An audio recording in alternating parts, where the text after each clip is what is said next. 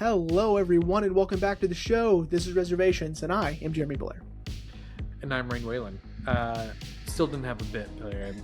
Yeah, I think we just abandoned those, which is fine. Yeah, that's fine. I'm not you, I'm not creative enough to have a name picked out for every, and I was thinking about that. I was like, man, once we get to next season, I get to hear all of Jeremy's unhinged names. Yeah, which I haven't even started on working on, so I need to... Well, I'm not gonna lie, I've already thought of a couple of themes, and even Ashley has like, oh, you should do this. And I'm not gonna lie, I kind of like Ashley's idea, but it's really gonna take me some time to do it. I'm not gonna tell you what it is. Is it gonna upset me? I don't know, I think you'd be more proud. Okay. But it's like, I mean, thankfully we're not done with season 12 yet. Obviously, we have so but more it's gonna take me some time to figure it out, to pull it off correctly, and that way you won't figure it out too soon. But I was already thinking about, I was like, because I get to open next season, so I'm like, all right, what's my theme gonna be for next season? And like, I was bouncing ideas off of Ashley, and she was like, oh, you should do this. I was like, oh fuck, that's really good. And so, yeah, again, I'm not gonna tell you. Yeah, but I need to figure out how I'm gonna pull it off. Yeah.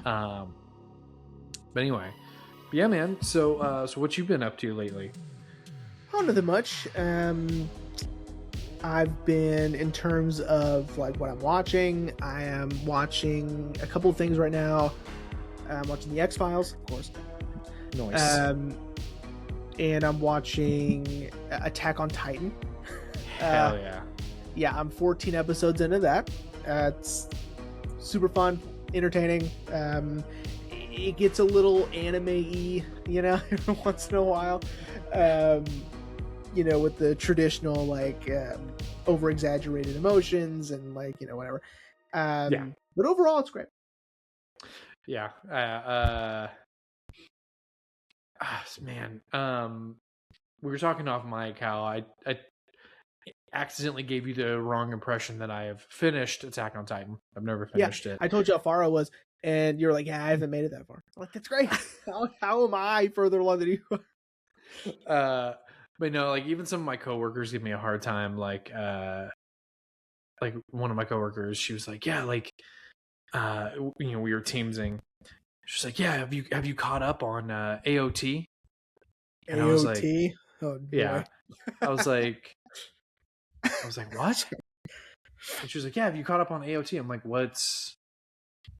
She's like, Attack on Titan, dude. And I'm like, oh, no. And she was like, you need to catch up because I have no one else to talk about anime with. But yeah, man, like I said off mic, I'm really proud of this journey that you're on. This journey of not really self-discovery, but anime self-discovery. Yeah, I'm trying new things. And I'm trying, man. I'm trying to get you, like I told you, it's like kissing your girl. You can't force it, but I am trying to be like, hey, maybe you watch Full Metal Alchemist. No, I have some, that I need to watch after this, because, like, by the way, to give you, like, how popular the show is, so, like, Cowboy Bebop has an 8.8 on IMDb. Now, IMDb is a little skewed because the ratings is so old, and then, with new stuff, it's, like, harder, whatever, to really get an accurate representation. Like, for instance, Shawshank Redemption, according to IMDb, is the best movie ever made. Is it? I don't know, but I doubt it. It's great, but I doubt it, right? So it's a little skewed. However, Attack on Titan's a 9.1. Holy shit. With 741,000 ratings. Holy shit. Yeah, it is very popular, this show. Yeah. And, like, I mean, it's fun to watch these guys, like, attack these titans, like, with their swords and whatnot. Uh-huh. However, they'd be better, I think, in the show. They would be more synchronized and a little bit more tactical if they all had the same time. Um, I was like, wait, where's he going with this? And then as soon as you said tactical, I was like, oh fuck.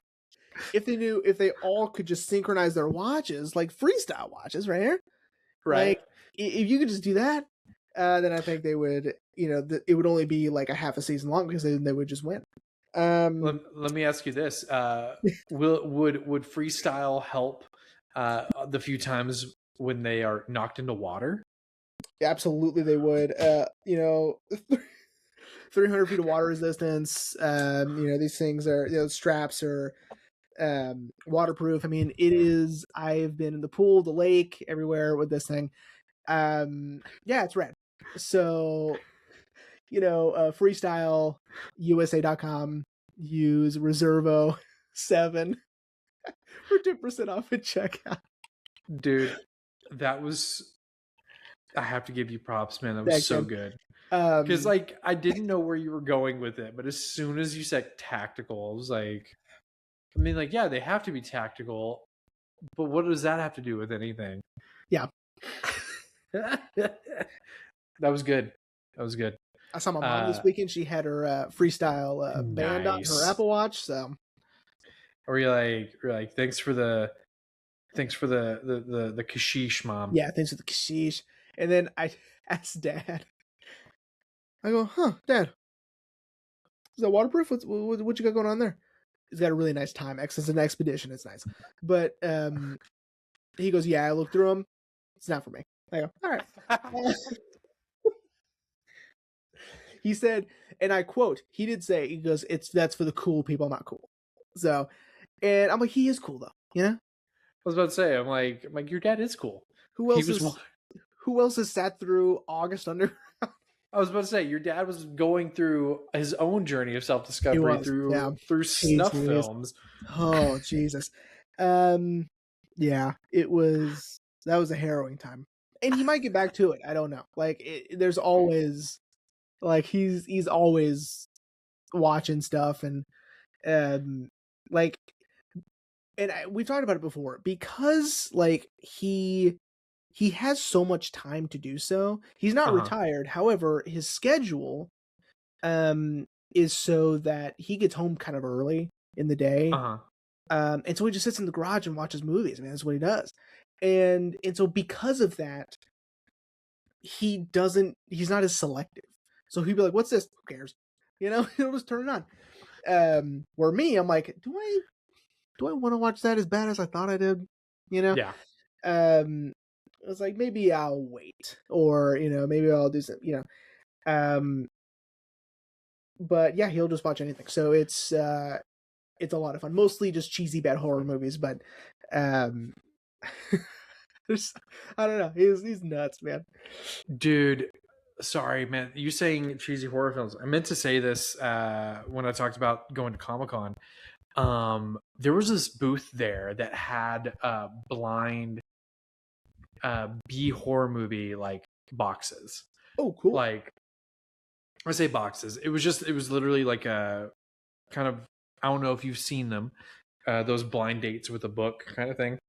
Yes. Where like you pick a theme and you don't know what the book is going to be. It was that, but horror movies. And the lady who ran the booth, she was like, yeah, no, she's like, these are B movies that like I consider bad. She was like, some people may love these kinds of movies, but like I consider these really bad B horror movies. And I almost did it. I should have done it, but I was like, man, but I also don't want to get stuck with a movie that's like sucks. Right. Because as we've talked about on the show, I don't get rid of my movies. Like, even if I hated it, I keep it. Sure. So I was like, man, I really don't want to be stuck with a movie I hate. So we didn't end up doing it, but if that lady's back the next time there's a Comic-Con, I might pull the trigger and just be like, all right, let's get one. Because that was her whole booth. It was all like horror themed and stuff like that. Cool. And like she had, I don't know if she bought them or made them, but they were, I think they were air fresheners, but they look like trading cards of like different characters from like there was like Dr. Alan Grant. I think they were air fresheners, but no, sorry, you saying B horror movies triggered that, and yeah, Ashley and I almost did it, but it's like I don't want to get stuck with a movie I hate. I understand. But yeah, but speaking about a movie that I don't hate, today's episode. Great job. So shout out to everyone who actually watched last week, because actually, shockingly, 49 people watched our After Sun episode. Yeah. Which, man, again, still blew me away that I didn't pick up on that context. Yeah, it's all right. Fuck, that movie was so good. I know. But in case you did miss last week, me wanting to keep with the theme of just devastating emotionally, which in retrospect, I think it was Friday, I was like, I should have chosen another movie that was on my list. But I was like, it's too late. We already said Soul. So this week, everyone, because I already said it, we are discussing the 2020 animated comedy drama film from Pixar, Soul. Now you'd seen this movie. I'm assuming, did you watch it when it first hit Disney Plus, or did you wait for a little bit? I watched it then. Yeah, I'm pretty sure I did as well. Because I was kind of disappointed. Granted, this is the COVID years, so we couldn't go to the movies anyway. Right. But I was a little disappointed that a new Pixar film was dropped onto a streamer instead of in theaters. I would have loved to have enjoyed it in theaters. However, I'm glad it did not go in theaters, because then everyone would have seen how upset I got. Because dude, I loved it. I thought it was great. I thought the concept was really interesting. It was such an interesting subject to tackle for kids, of death and rebirth and finding the little things in life. This is, I think, the third time I've watched the movie, and I was picking up on new things even with this rewatch. Did you pick up on anything new that you maybe didn't pick up on the first time you saw it? Oh, sure, all of it. I don't remember 6 years ago. So, I remember watching it because we were visiting my dad because it came out on Christmas or around Christmas. So we were visiting my dad in Lubbock. Yes, it came out on Christmas. Yeah. And we were trying to decide what movies to watch, and two movies that came out on Christmas. One was Soul, right? Which I enjoyed. I thought was great. The other one was Wonder Woman 1985, and we watched that in the living room. Oh shit! We watched Wonder Woman, and it was awful. We hated it. I mean, it was terrible, right? I mean, good Lord. You'd think, people usually don't get worse the more movies they do. Mostly, most of the time people get better at acting. Gal Gadot doesn't get better. I don't know what's going on there, but anyway. So, but yeah, Soul. So I think we watched it then, the same weekend, maybe. I watched it with Dad, or I may have waited and watched it at home when I got home. But and I remember really enjoying it. I remember liking it. I don't remember Jamie Foxx being the main character, but I remember Tina Fey, and I remembered the general gist of it. And then this time, of course, fully paying attention. And it being just today, actually, if I'm being honest. I really, really enjoyed it. And the more I thought about it, the more I was like, this movie is more, yes, it's fun and it's bright and it's exciting, and I think kids would really like it. But really, this one is geared more towards adults, I think, because this is about not taking life for granted, and you Mm-hmm. know, you cherishing the fact that you're alive, you know, and not not getting too sidetracked or one track minded about something and just letting your life go by, right? Mm-hmm. And we've talked about this in a couple of other movies we've done. Um, but it's interesting to see it in a Pixar Disney movie, right? Mm-hmm. And of course the music's great, obviously. Yeah. I'm not gonna say um this isn't gonna be another Whiplash episode, or like I'm not gonna white splain jazz to everybody, you know. Um, but I do really like jazz music, and so it was cool to see it represented. And some of the really cool visual representations of certain ideas I really liked. And John Baptiste did some of the music consulting on this. And he's very talented. So And so did Trent Reznor. Reznor the best. Yeah, man, it really blew me away the first time I saw it, and then I rewatched it on a whim. I don't know why. No one asked me to. This was recent. Like, it was this year. I rewatched it. Just I was like, you know what? Put on Soul. I think what I was doing. I think Ashley and I were having just a rot day where we just hung out at home, didn't do anything. And I think what I was doing is I was couldn't think of anything to watch, and I just got on Disney Plus, selected the first movie I saw, and then essentially allowed the app to essentially select my next movie. No, not like auto playing, but like I'd go back to the main screen and be like, okay, what does it suggest based on this movie? Yeah. And I eventually made it to Soul. And yeah, dude, I was in tears by the end. Like, and I don't remember crying the first time I saw it.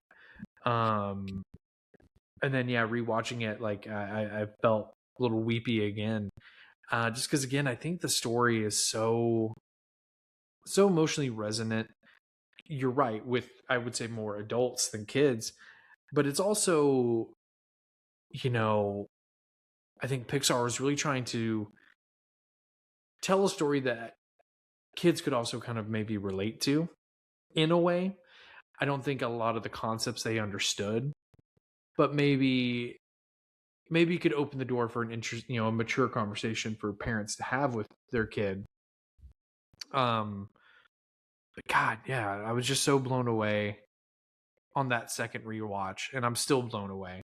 But I guess I should briefly talk about what the movie's about.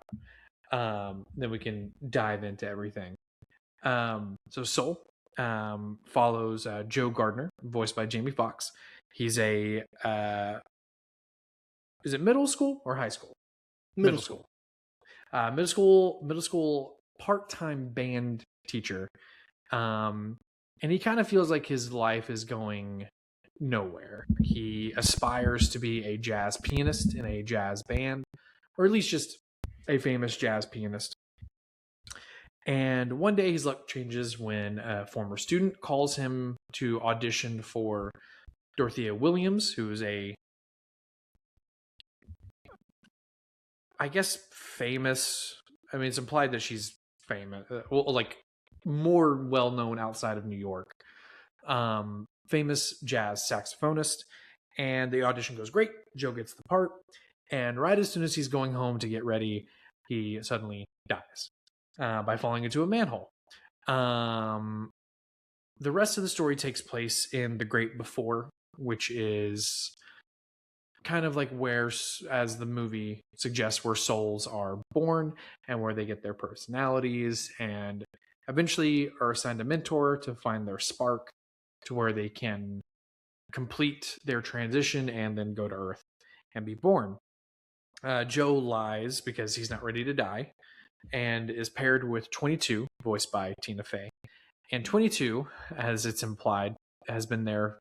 She's the 22nd soul that was born, and has been there for thousands upon thousands of years. It just has not completed her personality wheel.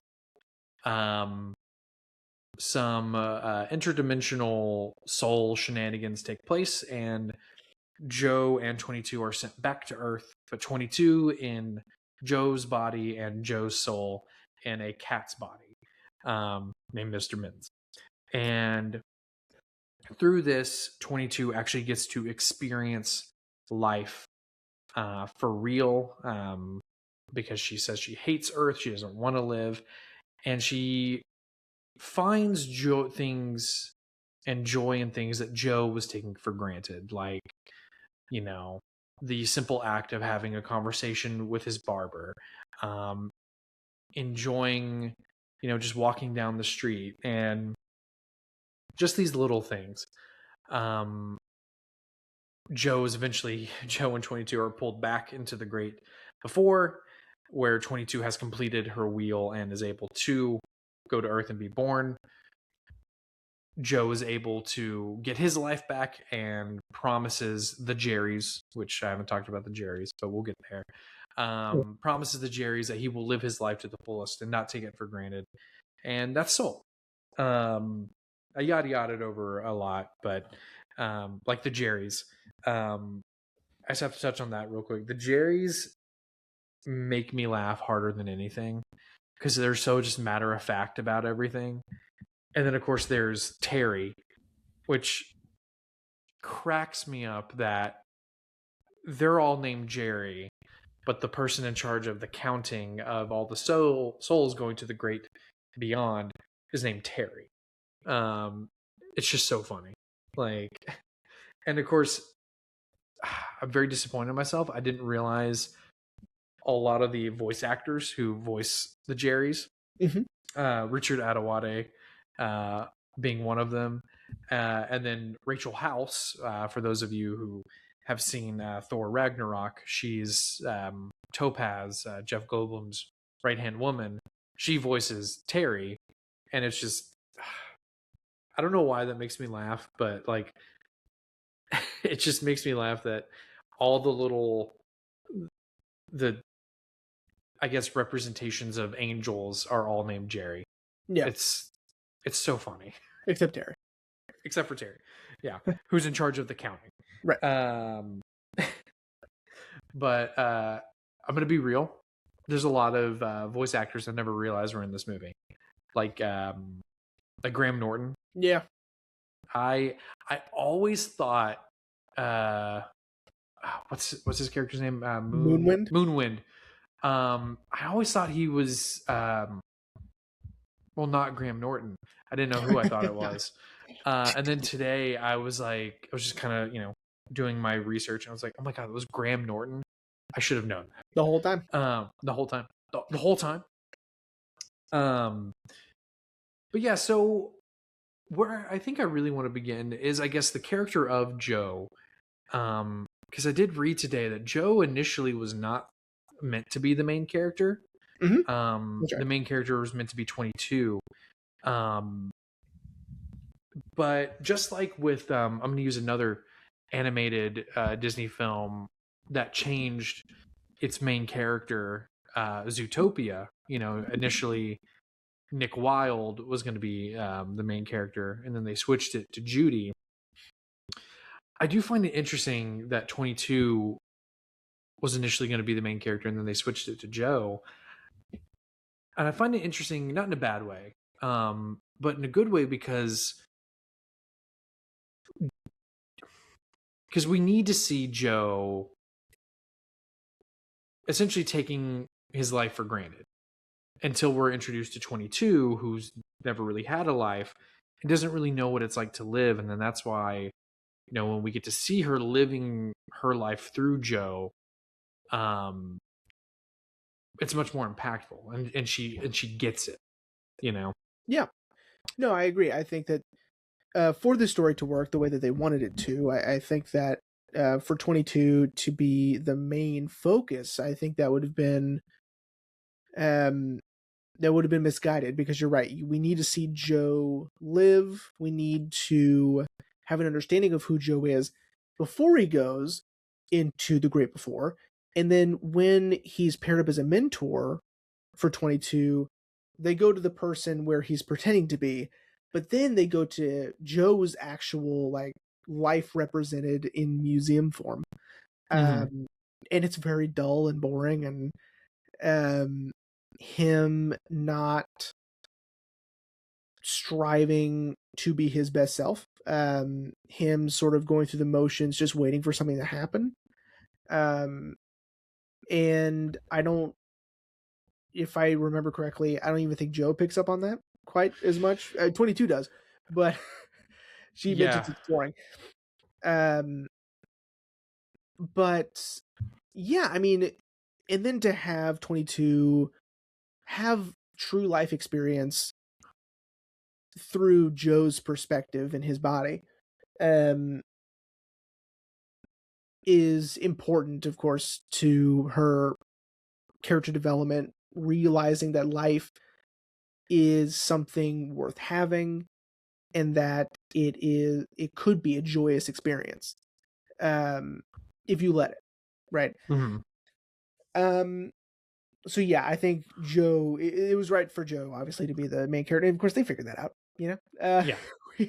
Um, I do like all of the, Pixar's very good at this, where um they find very unique ways to anthropomorphize um representations of things, right? Mm-hmm. um the whole soul thing, the whole great before thing is great.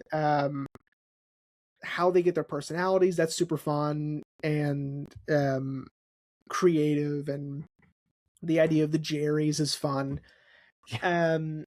I really like the idea of this place, this realm is also connected to those who are almost transported to another frame of consciousness when they are doing something that they enjoy doing, Mm-hmm. or doing something that they feel forced doing, right? Which is when we get the lost souls, which I thought was an interesting um sort of like anti-soul sort of thing. Mm-hmm. um which I thought was cool. Um, but I like the idea of the zone, right? Yeah. Where when, because it's a popular thing people say, like it's I say popular like it's like got a ranking. It is a common thing people say. Uh, Yeah. when people say, "Oh, I was in the zone," I was hyper focused on this one thing, and then their consciousness ends up in this place. Um, and then you have these hippies that that sort of meditate their way into the zone, which I really like. Yeah. Yeah. You know, kind of going back to our Toy Story episode, this is something that, you know, like I mentioned in that, Pixar does so well, which is, teaching a lesson. There's not inherently an antagonist in the film. Sure, I guess an argument could be made that Terry is the antagonist, trying to pull Joe back to the great beyond, but not necessarily, in my opinion, because Terry's just doing their job. Right. Um, and they're right when they confront Joe. Joe cheated, and but I felt like Pixar I was like, they nailed it. Like, no, there's no villain to defeat. There's no, the only thing that they need to overcome, really, Joe just needs to come to terms with, that life is precious, and life shouldn't be taken for granted. And Pete Docter, the director, um, this is loosely was inspired by his success with Inside Out.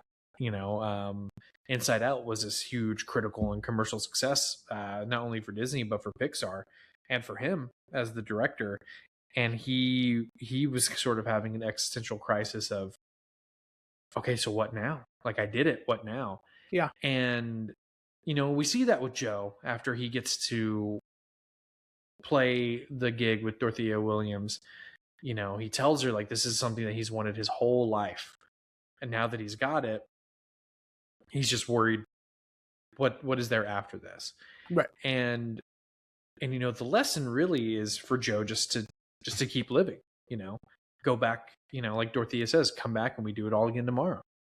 Because this is what Joe's been working for, but at the same time, finding those little joys, which I think that's the other great thing about this story is that, with Joe being in the cat, he gets to see 22 do something that he's never done, which is, again, like I've already said 3 times, but I'll say it again. The little joys, when Yeah. 22 pulls out of what we probably would consider trash out of Joe's pocket and says, like, this spool, from when your mom fixed your suit, this sucker that Des gave me when I was nervous. Joe finally realizes, like, these little things also give life meaning and bring joy. And I feel like Pixar just really nailed it with that as well. Yeah. You know? I also think, thinking about the movie and, just because it is presented to us like from Disney and Pixar, it's PG, it's animated. That doesn't necessarily mean this is a kids movie, right? Like Yeah.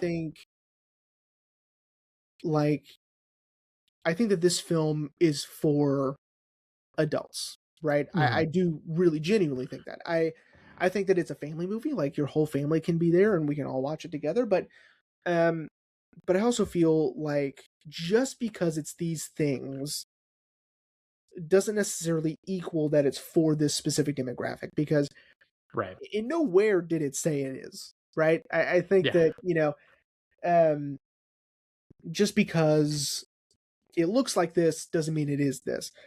Mm-hmm. And just for the fact that kids don't know, kids haven't wasted their life, kids Yeah. haven't had the chance to take anything for granted, right? I mean, besides that their parents do things for them, but other than that, like that's what being a kid is. You're learning, you're Yeah. adapting, you're being more dependent, blah blah blah. Um, but you're right the with the switch of 22 and Joe, where Joe is having to watch 22 live through his body and Mm-hmm. him getting a different perspective on that. He is getting another chance of sort of reevaluating what it is to live and what it is to be alive and what it is to live in these moments. It's very similar to having kids. Like with Maya, it's amazing to watch her do anything, right? Mm-hmm. Yes, she's mine. Yes, she's perfect and wonderful and, cute and amazing and all that, right? And of course I'm biased.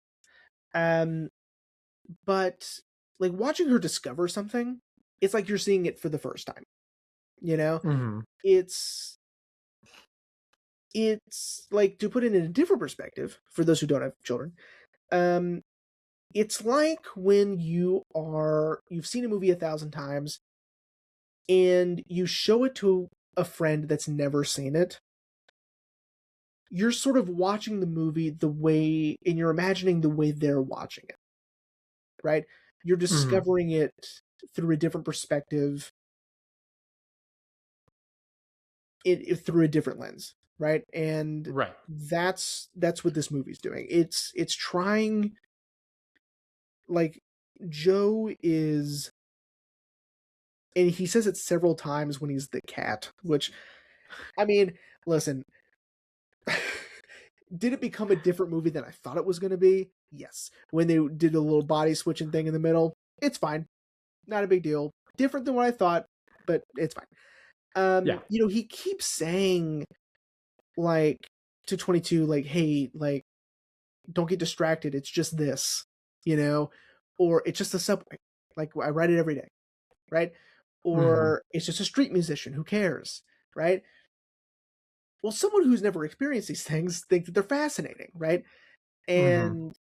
And sometimes you need to, and where Joe finally realizes, by the end of the movie, you sort of need to reevaluate these things and sort of get a new perspective on the things that you do every day and how it can be amazing, it can be beautiful, it can be fascinating, it can be interesting, it can be all of these things.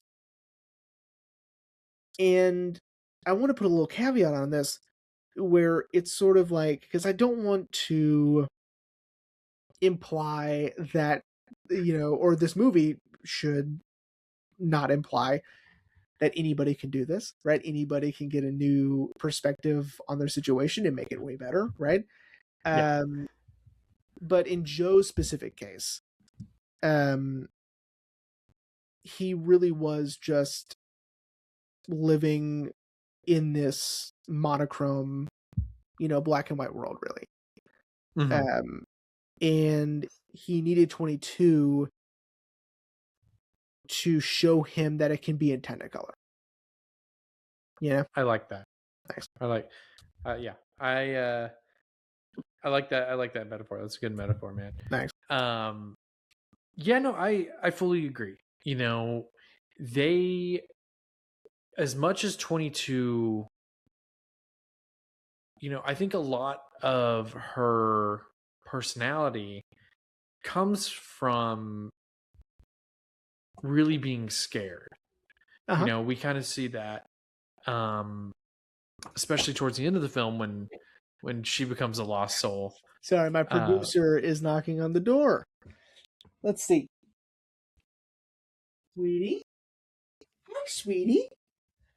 Hey, come here. You want to say hi to everybody? We're talking about a movie. Can you say hi? We're talking about how whenever you're doing something and discovering something for the first time, it's like we're discovering it for the first time. And now you're distracted. Okay. You tell me to get back to work? All right. Go to work, Daddy. Can you say night-night? Night. Say bye-bye. Bye-bye. All right. Can I get... Say bye-bye. Bye-bye. Okay. Go to work, Daddy. Okay. Bye-bye. Love you. So anyway, those are, sorry, my producers are getting ready for bed way later than they should. Nah, it's all good. That's fine. Anyway, go on. No, but lost that train of thought, but it's okay. So I don't sorry. think it. No, it's okay. I don't think it was going anywhere anyway. I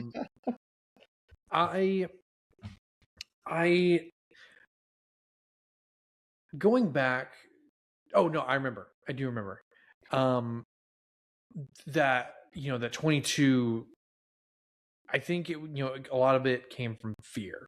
Of course, we see that towards the end of the movie that pretty much all the mentors she's ever had, Abe Lincoln, Muhammad Ali, Mother Teresa, and then Joe especially,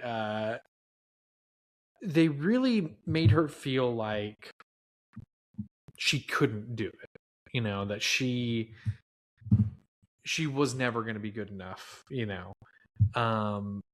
I think the reason why Joe affected her so much is because getting to see life through his eyes, I think really changed her and really made her think like, I can do this.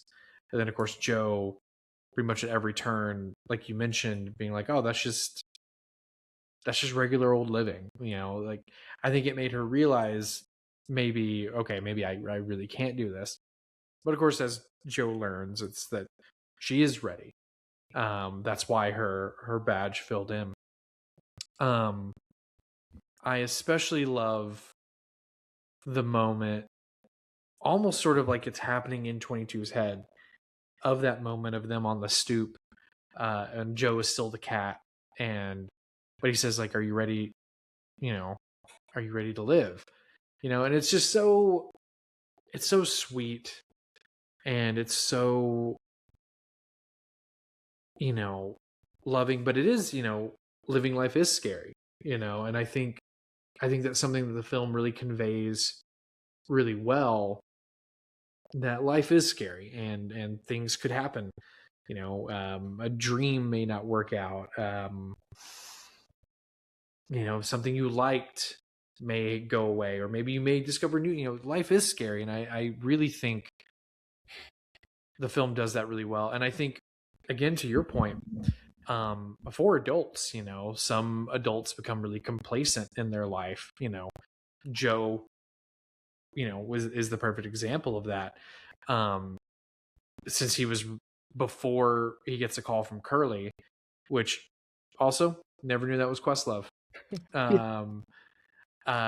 Curly, if he had gotten that call from Curly, he was probably going to take that job and go full-time band teacher. Yeah.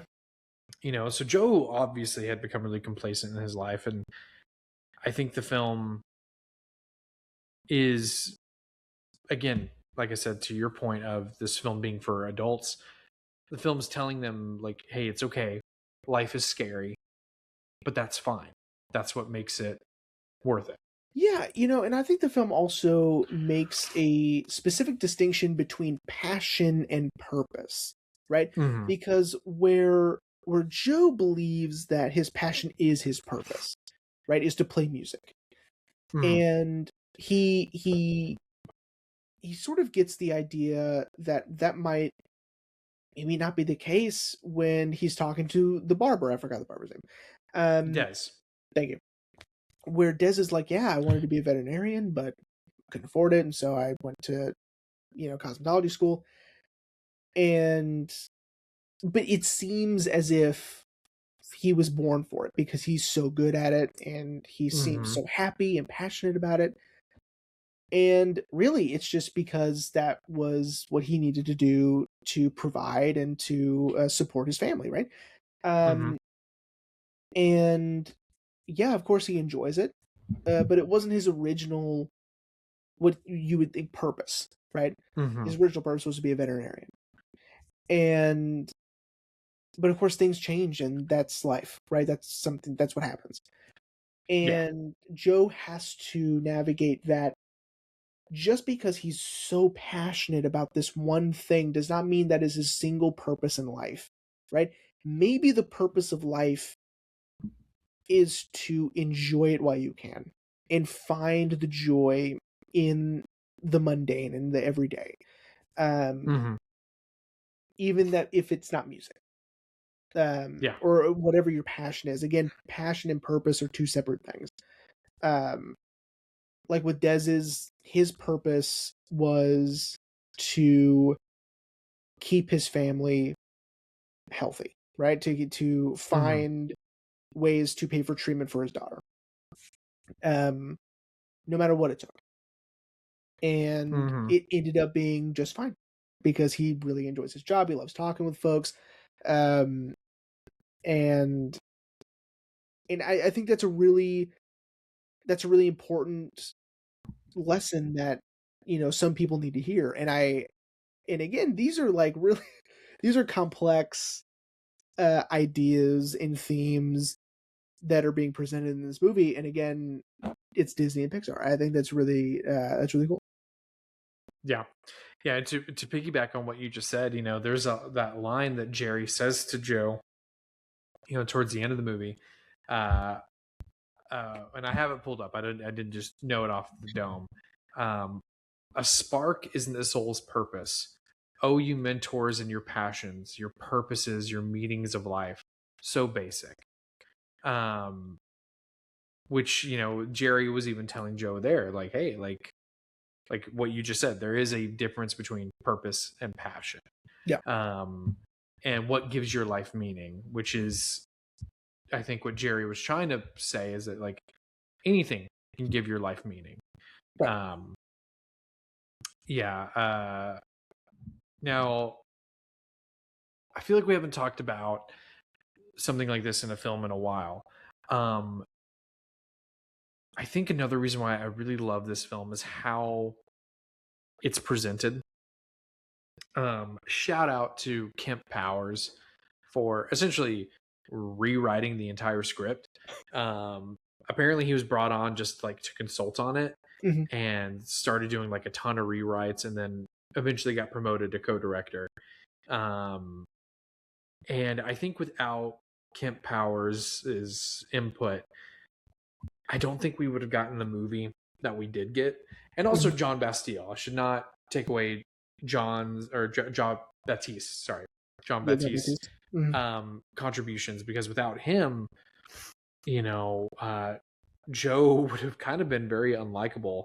I read that, especially the scene with when he's talking to his students, it was going to be completely different, and Joe was going to be a little bit more cynical. And thank God Kemp and John were like, he should actually talk to his students like this.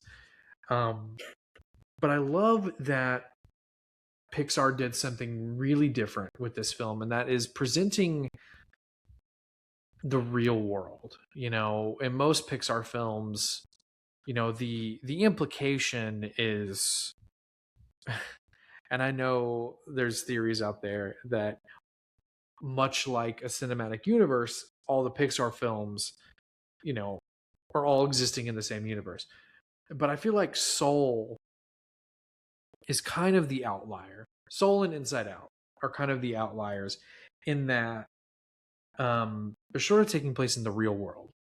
Inside Out takes place in San Francisco, and Soul takes place in New York, and presents a very, very what's the word I'm looking for? Just essentially, this is real life. Yes, it's a fantastical premise of,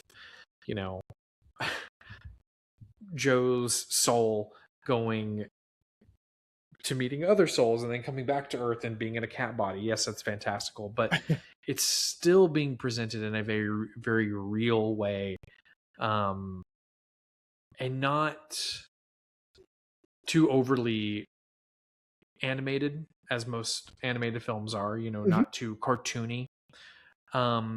Which, there's nothing wrong when a film has a lot of those cartoony effects. I mean, again, another film Kemp Powers co-directed, Across the Spider-Verse, that has a lot of cartoony things.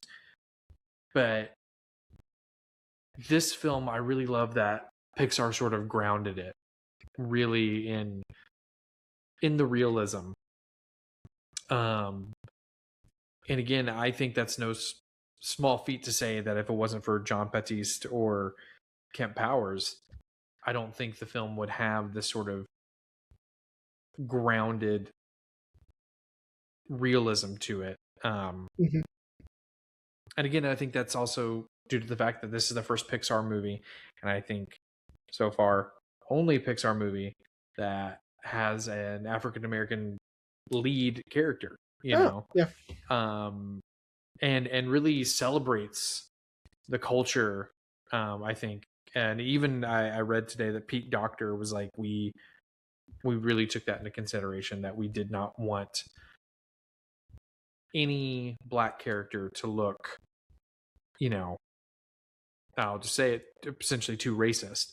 And again, I will continue to give them credit, John Baptiste and Kemp Powers. I think really without their contributions, I don't think this film would be the way it is. I think without them. Yeah, I agree, 100%. And again, the music is so well done in this film. I'm sure, I didn't look it up, I'm sure the movements and the positioning of the instruments are all accurate to the notes that they were playing. I didn't look that up, but I believe, I feel like if Joe hits a key, that's the right key. You know what I mean? Yes, I believe what I read today is that they watched a lot of footage, and I think even John Baptiste did some things that they were able to upload into like MIDI software to make sure that they were animating Joe and any instrument player correctly. Cool. Thank God, because like, you know, that's something that like, depending on the animation style, it becomes important to me, right? The the less, I don't know, the less detailed an animation is, I don't really care, right? It doesn't bother me. Mm-hmm. But the more detailed an animation, like this specifically, like this is so detailed, right? There are moments where, like, when Terry infiltrates the real world, for instance, right? The Yeah. juxtaposition between him in the real world, now it looks like a photograph. Now it looks like we are looking into the real world. Like when he's in these spaces where there aren't people, right? Because the people Mm-hmm. obviously have animated, over exaggerated features to make them not look real, right? Right. But like when he's in the hospital, that bed looks real Yeah. because like he is just like this strip of light, like this almost Picasso-esque drawing. Um, and so like when a movie's that detailed in animation, now I'm gonna look to see if if they're playing an instrument, are they hitting the same? Are they like I would know, but I mean they would at least make an effort, you know. Yeah. No, I definitely, yeah, that was one of the things I read today is that they really wanted to make sure that any person playing an instrument, that's what it would be in real life. Yeah, and also I love that you pointed out that the Jerrys and the Terrys kind of look like a Picasso painting. Yeah. Because that I read today that there was no definitive answer, but like a lot of people compared it to Picasso's Cubism, Mm-hmm. and also the Finder face on Max, a Oh, little bit. yeah. I don't think that was the main inspiration. I want to lean more towards the Cubism because I really like that, especially since they're all Jerry's and Terry's are all asymmetrical. Right. But yeah, man. Again, I think that's one of the things I know I just said it that I love is that the realism of this film.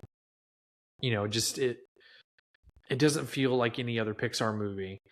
I think the next closest one would be Luca, maybe, which I enjoyed I Luca as haven't seen well, that. but Luca's good. It's cute.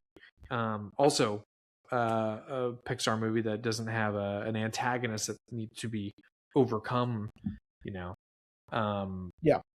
but Luca has some realism, but things are a little bit more.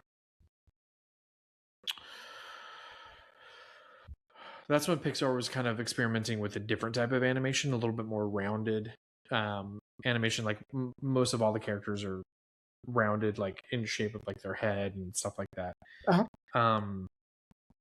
But again, man, I just can't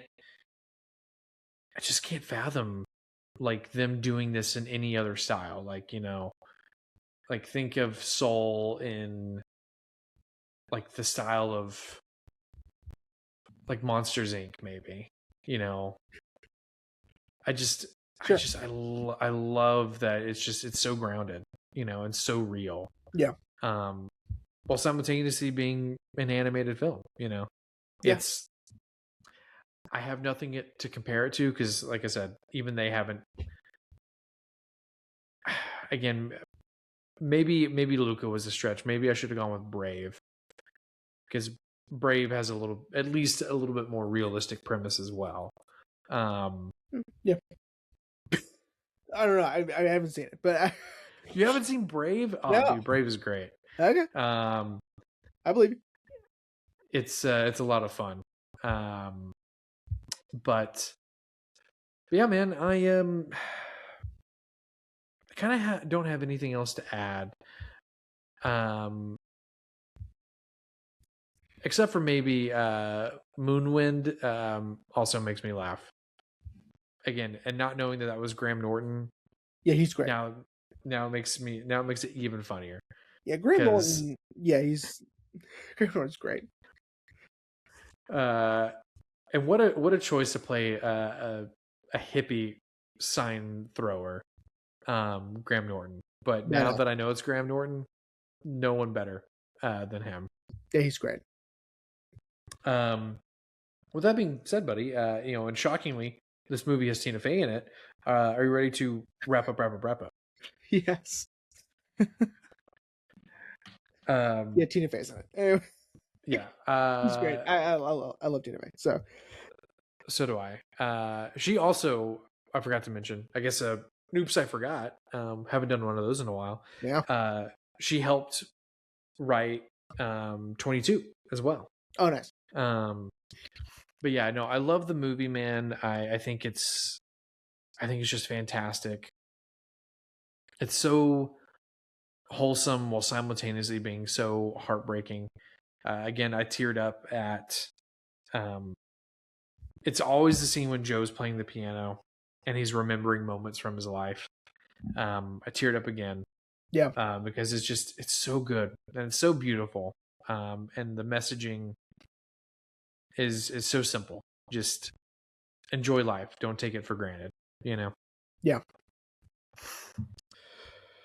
Yeah.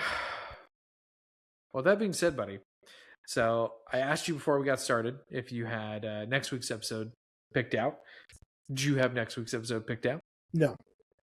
Oh, fuck. Which is fine, not a huge deal. I am trying to find something that would be a really good opposite of this. You know what I mean? Like something that nothing too insane, I don't want to overcorrect too much. I don't want to do like Silo, for instance. So the 120th Silo. We're not doing you know what I mean? That would be insane. A little funny, but insane. For me to do something like that. There's a movie I want to see so bad. That I wish we could put it on the list, which is the Samurai and the Prisoner. But that's still in theaters. It's Kurosawa's new film. He he did Pulse Cure, Cloud, and right. Yeah, and it just looks so good. But obviously it's in theaters. It's not showing here, so or anywhere near me. So that's a shame. So now I'm having to find I don't know.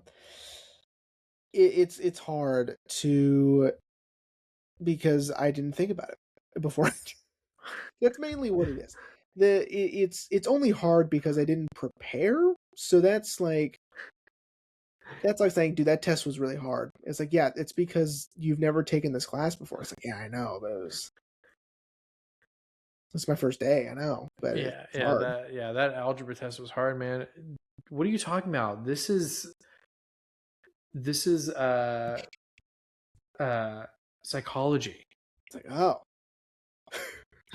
They'll explain the multiple choice. Yeah, okay, let's see. I mean, I know what I would want you to pick. I'm looking at your list. I would know what I would want you to pick. Oh, I'm not even looking at that. Maybe I should. Oh, shit. Oh, Jesus. Okay. Yeah. Yeah, I mean, oh, I forgot to check that off. Yeah, I mean, these are great. These are great choices. I don't know, because I love going off the list. That's super fun. Yeah. To do. Because I do this all the time, every year. a year, every season, we do this. You make a list I and then make you a don't list, follow it. and then I feel trapped. Like I'm like, don't put me in a box, And I'm the one who made the box, and I'm the one who's in it. So, oh boy, let's see. I want to do something cool. Take the mic with me, so it's not. I want to do something cool yet interesting, possibly devastating. Like, and I know this is riveting to listen to, Zach. I'm so sorry, and I know you want me to tell you so bad what we're doing, and I just need to find the right thing. Zach is on the edge of his seat. I know he is. I mean, who knows? Maybe we actually do have fans, and they're listening to this, and it's driving them nuts. Also, which is fair. And I, let's do it. Okay, let's do a cool one. Okay. Let's do a cool one that's super stylized, and I think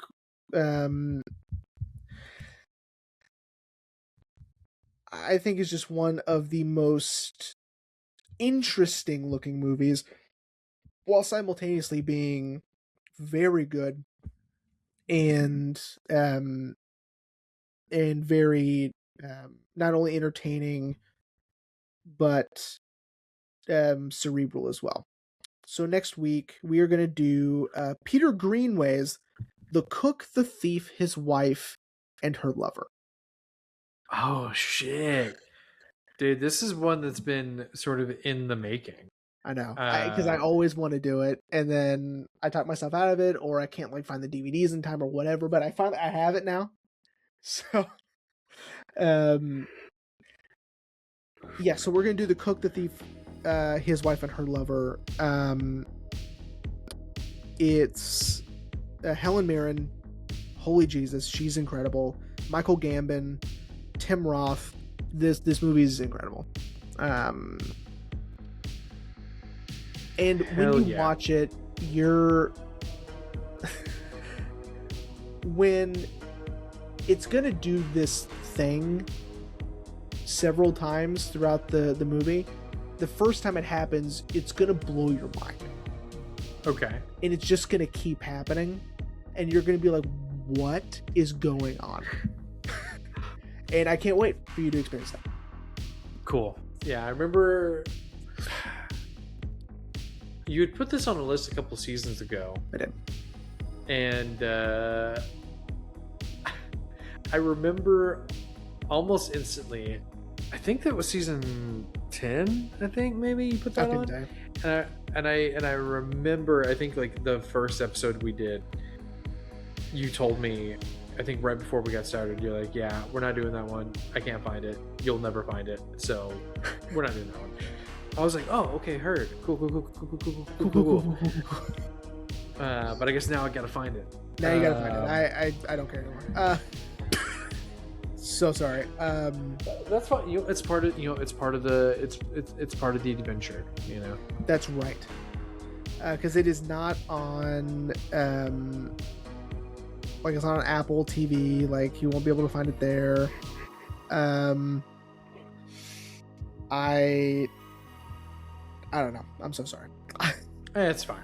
I'll find it. Okay. I'll do what I can. Yeah. Cool, man. All right. Well, everyone, we hope you enjoyed this episode on Soul, and we'll see you next week for The Cook, the Thief, his wife, and her love. There you go. Yeah. Cool. All right. See you next week, everyone.